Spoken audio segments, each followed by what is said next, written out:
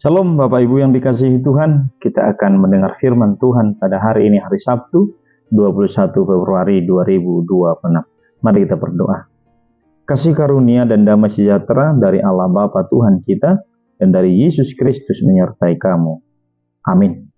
Firman Tuhan bagi kita dari 2 Tesalonik 1 ayat 4.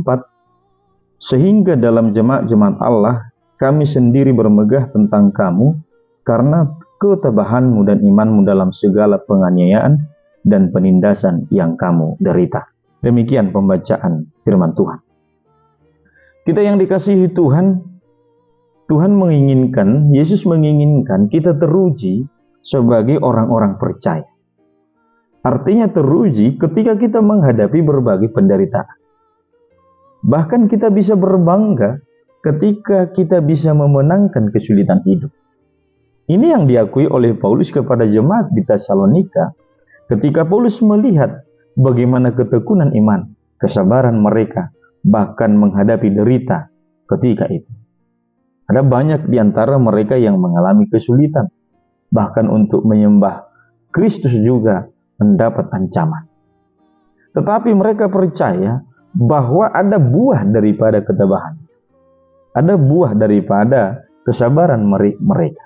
Kalaupun ada yang ditindas, bahkan mengalami berbagai olok-olok, bahkan ancaman nyawa dan yang lain.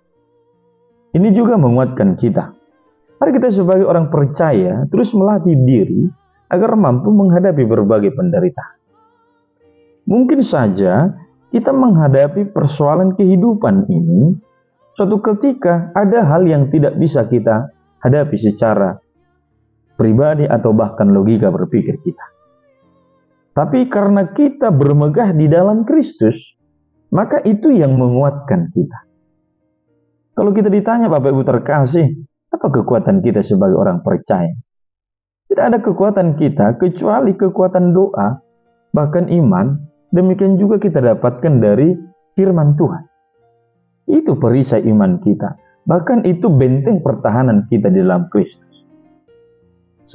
Sesulit apapun, katakan tantangan dalam hidup ini, bisa kita hadapi karena kita terus berserah kepada Kristus. Tidak akan bisa kita hadapi berbagai tantangan hidup ini kalau hanya mengandalkan kekuatan kita saja. Maka semoga di sepanjang waktu kita juga diinginkan oleh Kristus terus membangun rasa bahkan sikap yang setia kepada Kristus. Apapun persoalan hidup, jangan pernah tinggalkan Kristus. Jangan pernah tinggalkan gereja. Kalaupun di dalam persekutuan gereja itu ada hal sulit atau bahkan masalah kita hadapi. Karena itu bisa menjadi pintu masuk iblis sehingga kita tidak setia kepada ibadah. Maka menghadapi berbagai kesulitan itu tentu harus memohon pertolongan kepada Tuhan. Bisa saja iman seseorang semakin jauh atau bahkan semakin jauh dari doa dan penyembahan. Karena apa? Mungkin dia pernah kecewa. Kecewa kepada hamba Tuhan, pendeta, pelayan. Atau kecewa kepada sesama jemaat. Nah di sini Bapak Ibu, yang harus kita melatih diri, bagaimana jangan hilang persekutuan kita kepada Tuhan atau rasa bangga kita kepada Kristus. Karena itu tadi semua. Karena itu bisa menjadi peluang bagi iblis untuk merusak bahkan mengganggu kenyamanan kita untuk mengikut Tuhan. Maka semoga melalui firman ini kita terus berjuang, tabah menghadapi penderitaan, tabah menghadapi kesulitan hidup, rumah tangga, pekerjaan, sebab nanti orang-orang yang sabarlah yang mendapat upah. Amin. Tuhan memberkati kita. Mari kita berdoa. Terima kasih Bapa di sorga atas firman yang sudah kami dengarkan. Biarlah kami kuat dan sabar menghadapi berbagai penderitaan dalam hidup ini.